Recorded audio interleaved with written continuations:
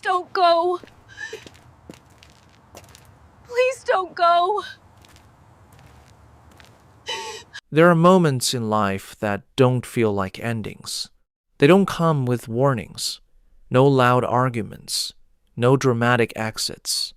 No final words that echo in your mind. Just silence. A quiet shift in the air. A subtle distance in someone's voice. A feeling that something isn't right. And by the time you understand what's happening, everything is already gone. The day her husband left her, she thought she had lost everything. Her marriage, her stability, her future. What she didn't know was that everything he would build next would be built using her life. Because the woman he married after her wasn't a stranger. It was her best friend. And the truth about how it all happened is far worse than betrayal. It's something quieter, more calculated. Something that begins long before anyone notices. This is not just a story about heartbreak. It's a story about trust, about sacrifice, about what happens when the people closest to you become strangers, and how sometimes losing everything is the only way to see clearly. Her name was Claire, and for most of her life, Claire believed in stability, not perfection, not fairy tales, just something steady, something she could rely on. She built her career slowly, patiently, step by step. Long hours, late nights, sacrifices no one saw. She wasn't chasing status. She was building security, because to Claire, security meant safety, and safety meant peace. When she met Daniel, it felt like that peace had finally found a place to stay. He was attentive, present, the kind of man who remembered the small details, how she took her coffee, the stories she told twice, the things she didn't say out loud. At least, in the beginning, their relationship didn't explode into something dramatic. It grew, steady, predictable, comfortable, and for Claire, that was enough. More than enough. Then there was Vanessa, her best friend. Not just someone she talked to, but someone who knew her. Her fears, her habits, her past. They had to build years of trust together. The kind of friendship that feels permanent, unshakable. When Vanessa met Daniel, everything seemed to fall into place. The three of them clicked instantly. Dinners became routine. Weekends blended together. Conversations stretched late into the night. It felt easy, natural, like this was what life was supposed to look like. And that's how it begins. Not with chaos, but with comfort. Looking back, there were moments, small ones, almost invisible. A glance that lingered too long. A shared laugh that felt slightly too private. A silence that didn't quite make sense. But at the time, Claire didn't question it, because trust doesn't look for cracks. It assumes everything is whole. Years passed, and life settled into rhythm. Work, home, routine. Claire continued building her career. Daniel continued building his. Vanessa remained close, always present, always supportive.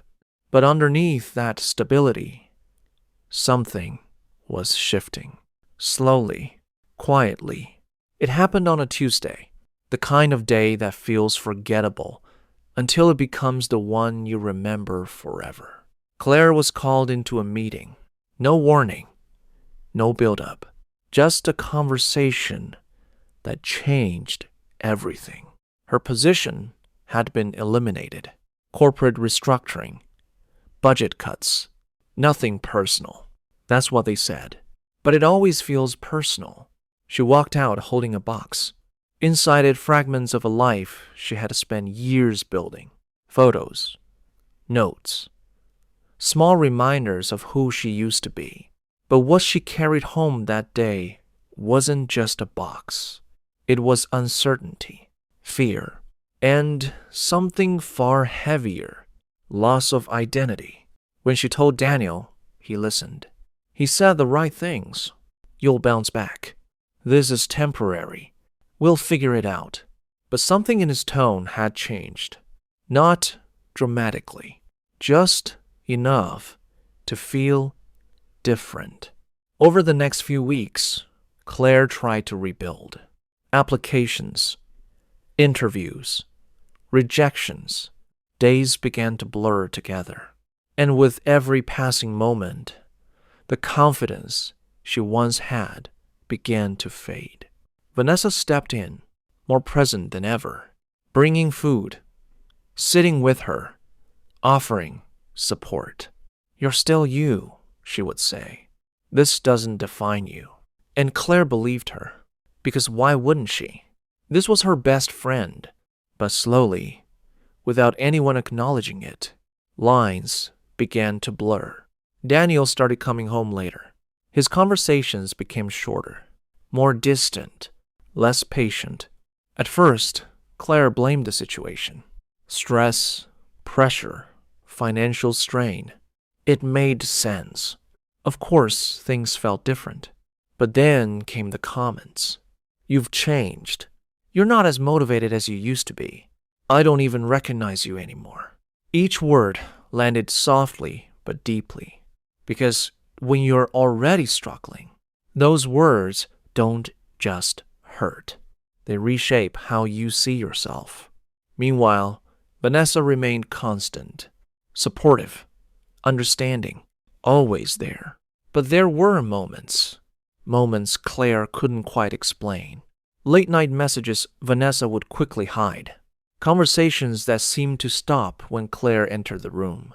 A familiarity between Vanessa and Daniel that felt different. Not obvious enough to question, but enough to feel. And then one night, everything broke. The argument started small, something insignificant, but it escalated quickly.